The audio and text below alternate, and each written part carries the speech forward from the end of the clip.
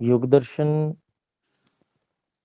का स्वाध्याय हम कर रहे थे, इसमें कि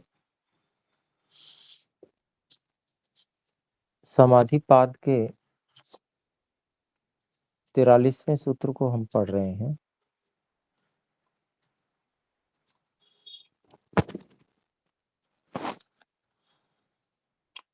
इसमें जो बात हम पिछली कक्षा तक पढ़ चुके हैं, उसमें कोई बात अगर पूछने योग्य चाहते हैं तो पूछ सकते हैं। जी, स्मृति बहन बोल सकते हैं। आचार्य जी, उपावर्तते का मतलब बताना।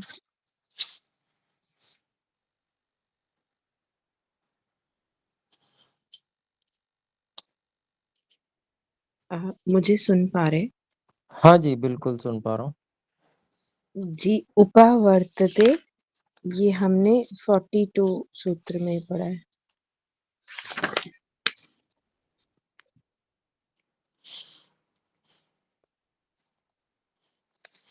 जी जी, स शब्दार्थ ज्ञान विकल्पानुविद्ध जी उपावर्तते। जी जी। जी जी।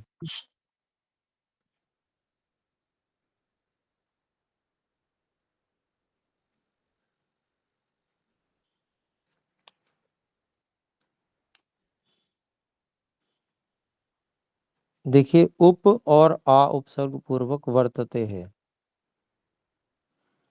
वर्तते का अभिप्राय जो है वही लगभग उसका है, वर्तमान है। कोई भी जैसे यहाँ समापत्ति का विषय चल रहा है, तो जो समापत्ति है सवितर्का समापत्ति, वो कैसे किस स्थिति में वर्तमान है, तो कहते हैं शब्द अर्थ और ज्ञान इन तीनों विकल्पों के साथ में जो है, मतलब मिला जुला जिसका संयुक्त स्वरूप है, यही इसका अभिप्राय है। जी जी जी।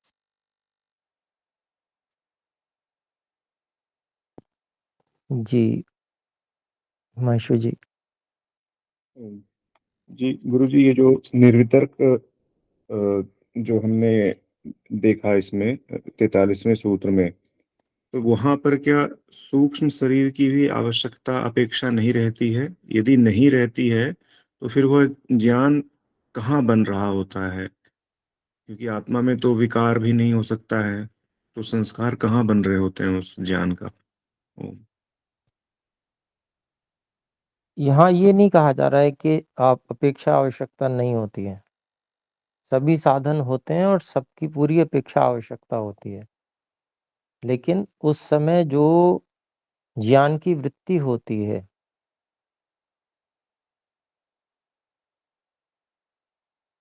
तो उस समय जो ज्ञान की वृत्ति चित्त में होती है, वो संपूर्ण रूप से केवल वस्तु की होती है। यानी कि चित्त पूरी तरह से वस्तु से तदाकार हुआ होता है, वस्तु से पूरी तरह से रंगा हुआ होता है। स्वयं चित्त का वहां पर कोई चित्त रूप में जो चित्त का स्वरूप है, वो शून्य हो जाता है। अभिप्राय क्या है कि जो तदाकारता होती है वो पूरी तरह से विषय की ही होती है। चित्त जो है, चित्त का स्वरूप वहां गौण हो जाता है। वहां पर गौण क्या हो जाता है, मतलब उसको बिल्कुल ही उस पे ध्यान नहीं दिया जाता, चित्त के स्वरूप पे। जब भी कोई हम चीज देखते हैं तो हमें ये ध्यान थोड़ी रहता है कि हम चित्त को देख रहे हैं। किसी को भी ध्यान नहीं रहता, सीधा वस्तु को ही जान रहे हैं हम, यही ध्यान रहता है, उसी का रूप देख रहे हैं। सामान्य रूप से देखते हैं तब भी। तो इसका मतलब ये नहीं है कि वहां पर चित्त का सहयोग नहीं है या अन्य साधनों का सहयोग नहीं है। साधनों का सबका सहयोग रहता है, शरीर का भी सहयोग रहता है, सबका रहता है, परंतु सब कुछ को उस समय और किसी भी चीज को जो है जानने वाला ज्ञाता जो है वो नहीं देख रहा होता। केवल जो तदाकारता है चित्त में उस समय उस वस्तु विशेष की, वस्तु वहां पर प्रधान रहती है, वो वही रहती है केवल, ये अभिप्राय है। विषय वही बनी रहती है वस्तु। और जीवात्मा में विकार का तो यहाँ बात ही नहीं है। सदा ज्ञाता चित्त वृत्तय, मतलब उसमें आगे ये भी बताएंगे कि जो चित्त में जो भी वृत्ति होती है उसका ज्ञाता जीवात्मा सदा उसका ज्ञाता रहता है, अर्थात उसको जानने वाला रहता है, उसको ज्यों का त्यों जानता रहता है। तो जानने वाला ज्ञाता निरंतर जान रहा है, इसलिए वो अपरिणामी है। उसका जो ज्ञान गुण है वो निरंतर चल रहा है, जान रहा है, लेकिन जो परिवर्तन होते हैं वो चित्त में होते हैं। तो वहां पर जो परिणामी है वो चित्त है, वो आत्मा परिणामी नहीं है। जी जी, धन्यवाद। जी। स्मृति जी, आपका अभी हाथ खड़ा है, आप फिर से बोलना चाहेंगे? नहीं सॉरी। जी, अभी और भी हाथ खड़ा था जी। श्रीमान प्रकाश जी बोले।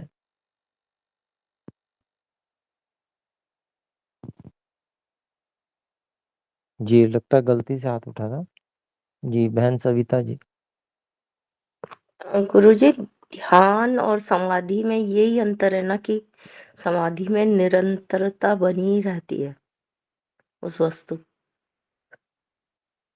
तदाकार होते हुए निरंतर, यही अंतर है क्या ध्यान में और समाधि में, ध्यान एकाग्रता में? में, हाँ जी, ध्यान की ध्यान नहीं, एकाग्रता और समाधि की एकाग्रता में कि ध्यान। उसमें निरंतरता जी जी, सुने दीर्घकालीन हो जाती है। सुने सुने जी। देखिए, ध्यान जो है वह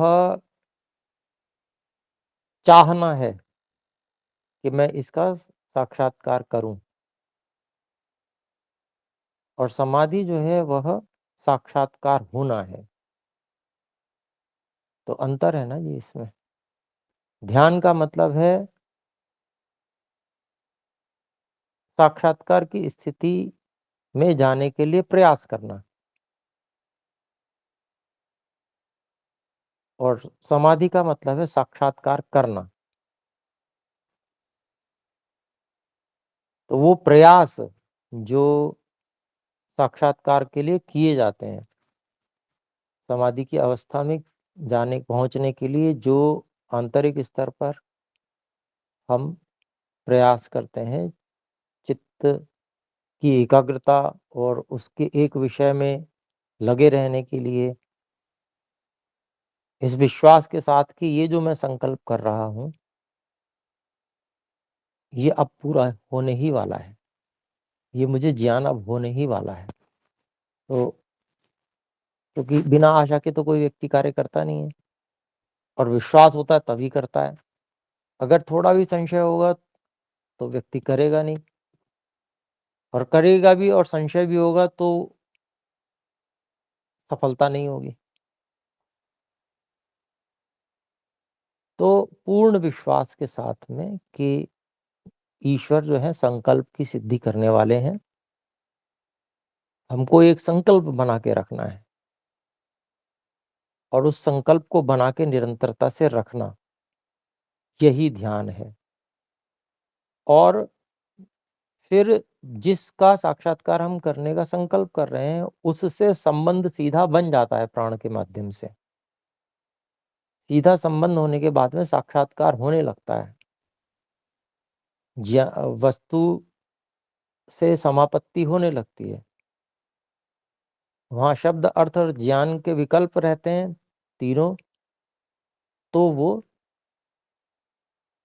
सवितर्क समापत्ति है। जब केवल वस्तु के का ही हम सीधा साक्षात्कार करते हैं, वहां पर वो निर्वितर्क समापत्ति है। तो ये समाधि चित्त की जो समापत्तियां हैं, ये उनकी समाधि अवस्था में ये चित्त की दो प्रकार की अवस्थाएं होती है, दो प्रकार की समापत्तियां होती हैं, ये बताया जा रहा है समाधि अवस्था में।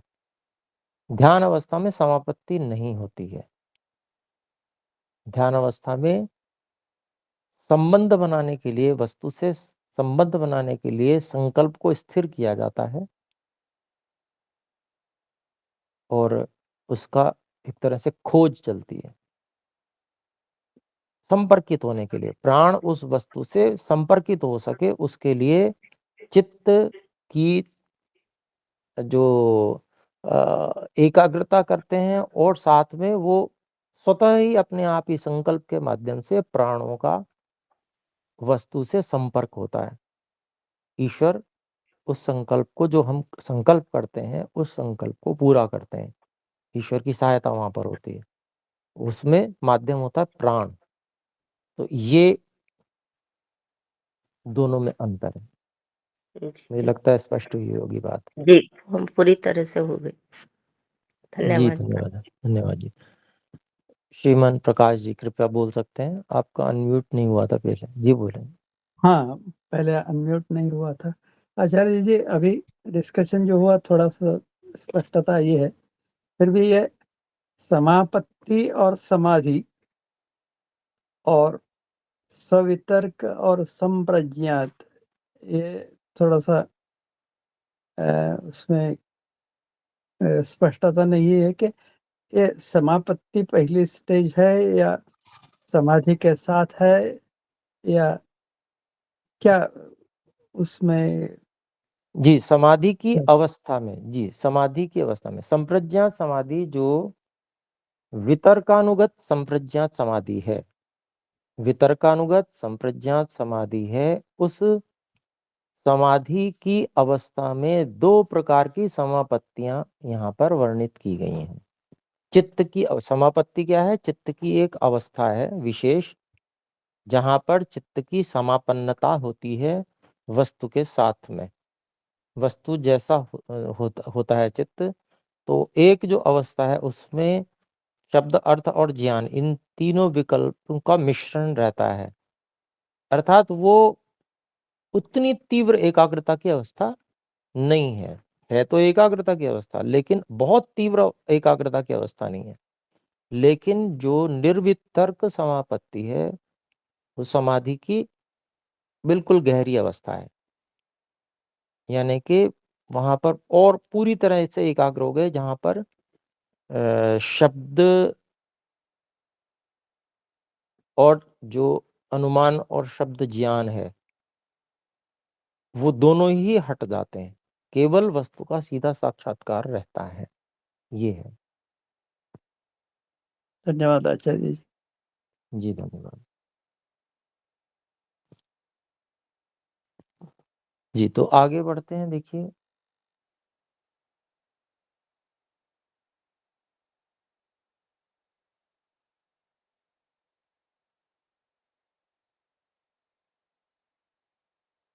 हमने ये जो तथाचा व्याख्यातम, ये जो किन्हीं अन्य विद्वान का वचन लिया था महर्षि व्यास जी ने, वहां तक पढ़ लिया था।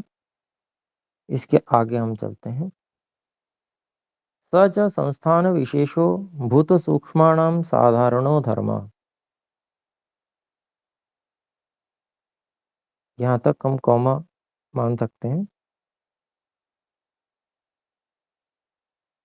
तो जिसके बारे में पीछे बात चल रही थी कि जो अणुओं का समूह विशेष है, उसको एक अवयवी के रूप में देखा जाता है। वो गौ है, वो घड़ा है इत्यादि।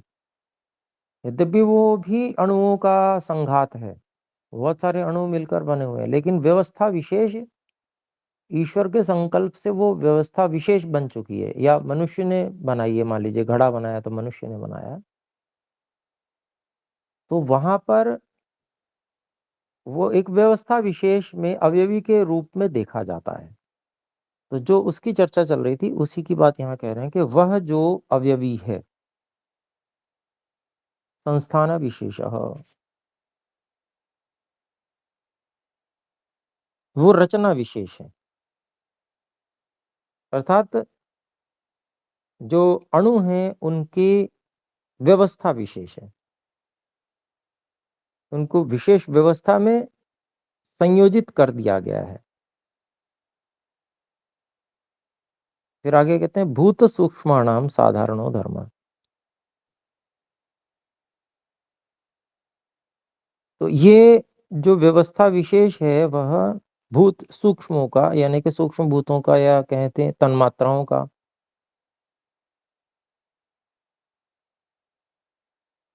एक साधारण धर्म है।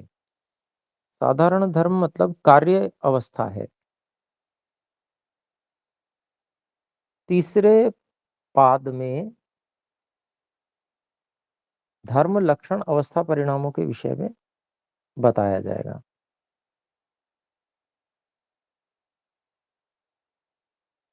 तो साधारण धर्म का मतलब हुआ कि एक अवस्था विशेष।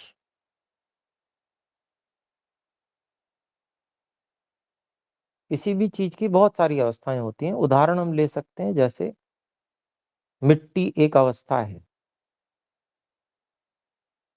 फिर कुम्हार उस मिट्टी की खोज करके उसको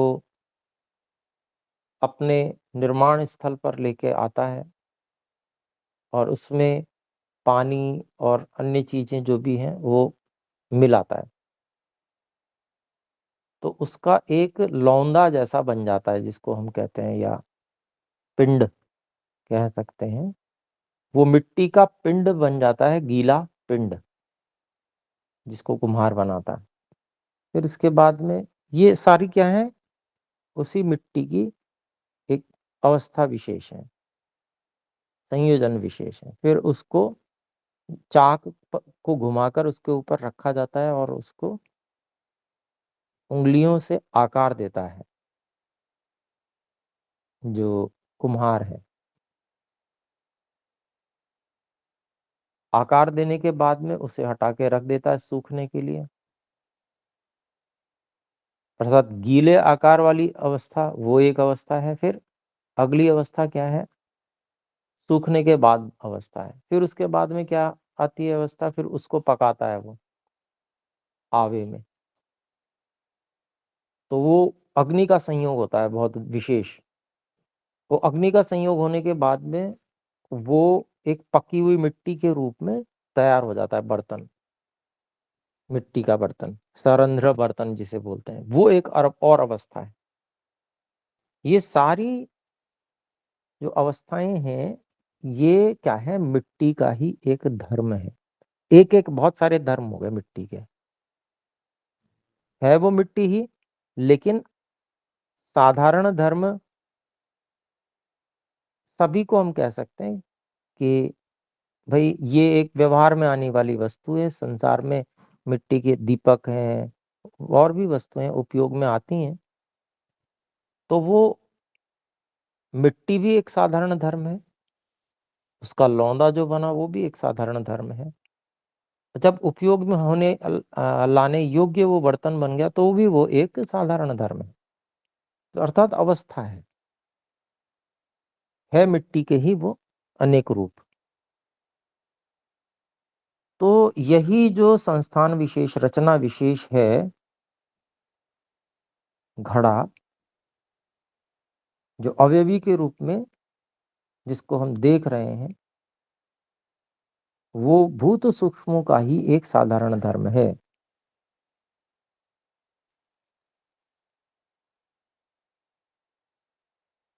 फिर कहते हैं आत्मभूतः फलेन व्यक्तेन अनुमितः स्वव्यंजकंजनः प्रादुर्भवति।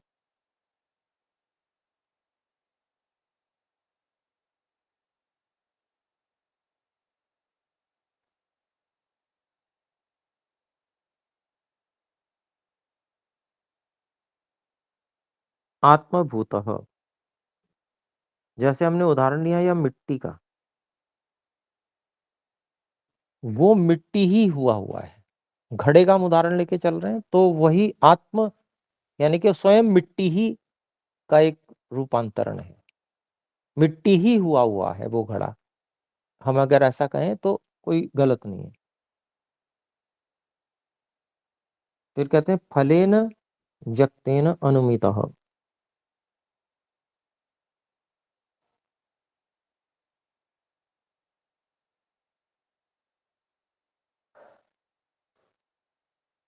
जो व्यक्त फल के द्वारा अनुमित है। व्यक्त फल क्या हुआ कि जैसे जो घड़ा है वो हाथ से गिरा और टूट गया, उसके टुकड़े हो गए। अब घड़ा नहीं रहा, यानी कि उस समय पहले घड़ा था, उसका उपयोग हो रहा था, उसमें जल भर रहे थे, उसको पी रहे थे पानी को, उस घड़े से एक व्यवहार हो रहा था। लेकिन जब टूट गया तो क्या बन गए, उसके कपाल बन गए, थोड़े गोल होते हैं, टुकड़े होते हैं। तो वो जो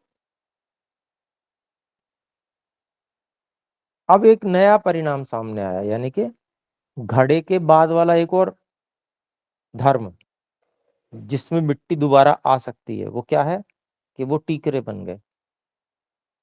अब टीकरे देखकर हमें क्या पता चलता ये टेढ़ा मेढ़ा टूटा हुआ है ना। इसमें अगर हम इसको सारे टुकड़ों को किसी तरह से जोड़ दें तो ये घड़ा बन जाएगा।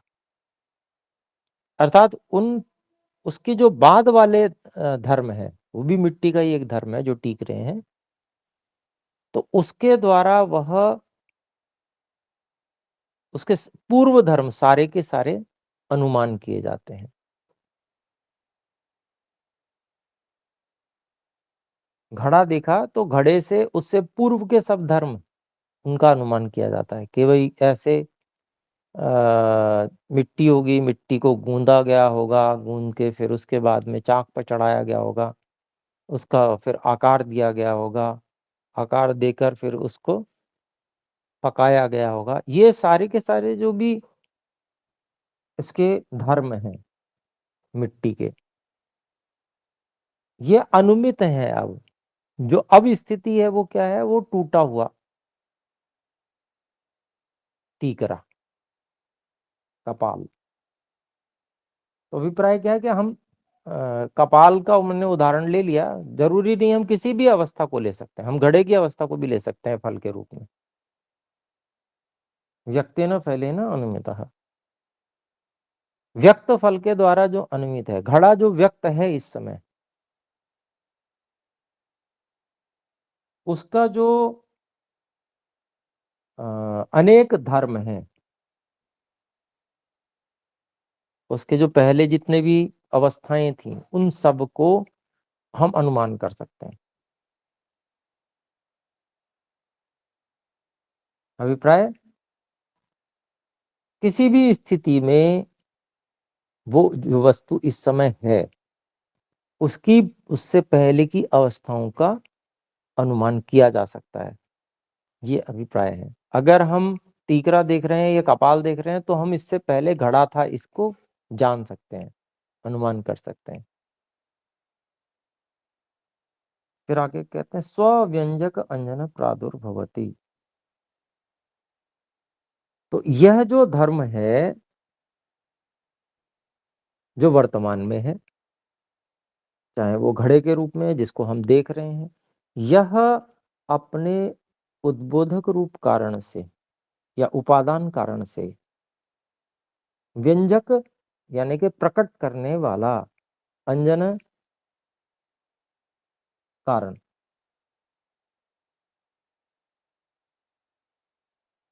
तो उसके द्वारा, अपने उद्बोधक कारण के द्वारा या अपने प्रकटीकरण का जो कारण है, उपादान कारण कह लें मिट्टी, या जो उससे पूर्व की अवस्था है वो उसकी उत्पादक, उसका कारण है, तो उसके द्वारा वह वस्तु उत्पन्न होती है, प्रादुर्भवती। तो जो वह अवयवी विशेष है उसके बारे में यहाँ पर महर्षि व्यास जी के द्वारा जानकारी दी गई है।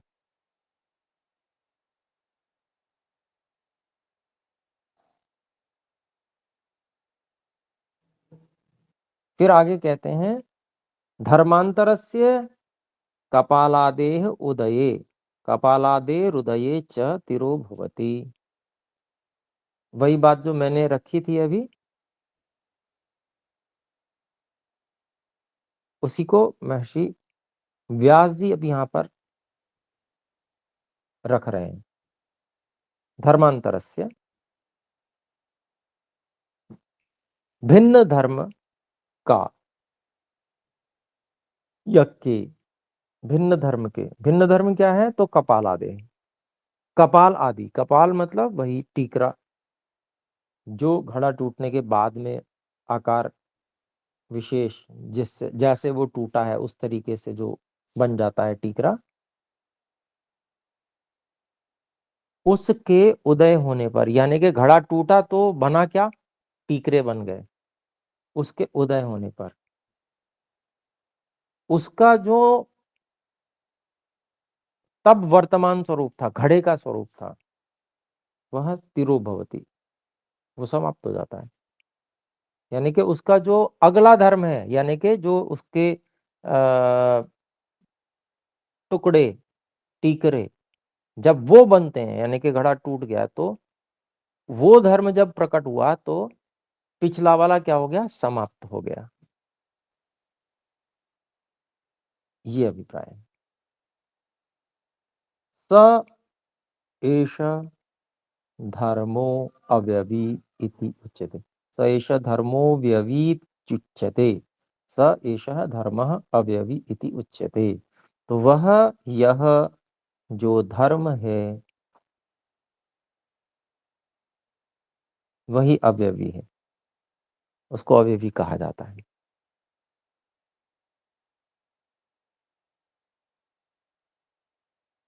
अब हम केवल देख घड़ा ही रहे हैं, लेकिन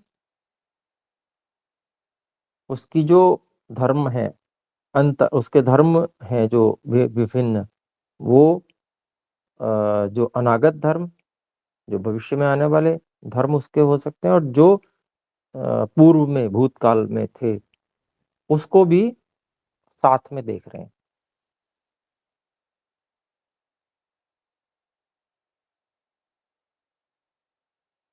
फिर आगे कहते हैं यो असौ एकश्च महांच अणियांश्च स्पर्शवांच क्रियाधर्मकश्च नित्यश्च तेन अवयविना व्यवहारः क्रियन्ते। तो अवयवी से सारे व्यवहार चलते हैं, तो किसी भी वस्तु को अणुप्रचय के रूप में नहीं, अवयवी के रूप में देखा जाता है और उसी का साक्षात्कार भी किया जाता है, तभी वो समाधि का विषय बन रहा है, समापत्ति का विषय बन रहा है। तो यह असौ, यह एकश्च, वो जो एक ही है, बहुत सारे अणुओं का संघात व्यवस्था विशेष होने के बाद भी यह एक, जो एक ही है। फिर महान अणियांश्च, या तो वो बड़ा है या वो छोटा है। स्पर्शवांश, वो छूने योग्य है, उस स्पर्श में भी आ सकता है। अणु मात्र तो स्पर्श में नहीं आएगा, लेकिन जो अणुओं का की व्यवस्था विशेष है वो स्पर्शवान हो जाता है, छूने योग्य हो जाता है। फिर क्रिया धर्मकश्च, और उसमें क्या है? बदलाव होते हैं। उसमें क्या धर्म है? परिवर्तन का धर्म है, क्रिया धर्म। तो ये फिर कहते हैं अनित्यश्च, और वो अनित्य भी है, यानी कि वो हमेशा वैसा ही रहेगा ऐसी कोई गारंटी नहीं है, बदलेगा, वो अनित्य है वो। ये सब जो धर्म है अवयवी के, तेन अवयविना व्यवहार क्रियन्ते, इससे अवयवी के द्वारा, ऐसा जो अवयवी है ऐसे अवयवी के द्वारा सभी व्यवहार किए जाते हैं। तो उस अवयवी का क्या है यहाँ पर? साक्षात्कार इस समापत्ति में, निर्वितर्क समापत्ति में कर रहे हैं। तो उसके बारे में कैसे हम ज्ञान कर रहे हैं, उसका वही वाली बात जो आरंभ में भी मैं हमेशा से कहता आया हूँ, यहाँ पर भी महर्षि व्यास जी ने उसी बात को कहा है कि जैसे यहाँ पर उसकी अनित्यता और उसका अवयवी होना, उसका व्यवहार चलता है, इस तरह से बताई गई है। तो वो उसका विवेचन जो तात्विक विवेचन है, जो अविद्या वाला सूत्र है, उसके आधार पे होता है। अनित्याशुचि दुःखनात्म नित्य सुखात्म ख्यातिर अविद्या, यानी कि पूरा विवेचन होकर उस वस्तु की पूरी जानकारी, तात्विक जानकारी होगी, समाधि की अवस्था में, बिल्कुल ठीक-ठीक उसके विषय में और संपूर्णता से। तब उसकी जो अवयवी की क्या शक्ति है, उसके क्या उपयोग अधिकतम हो सकते हैं और उसकी क्या सीमाएँ हैं, सब कुछ समाधि अवस्था में व्यक्ति को पता चलती हैं। उसका उपयोग कितना किया जा सकता है और वो उससे फिर वैराग्य को भी प्राप्त होता है व्यक्ति।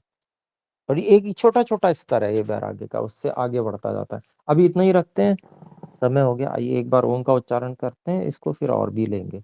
विचार कीजिएगा।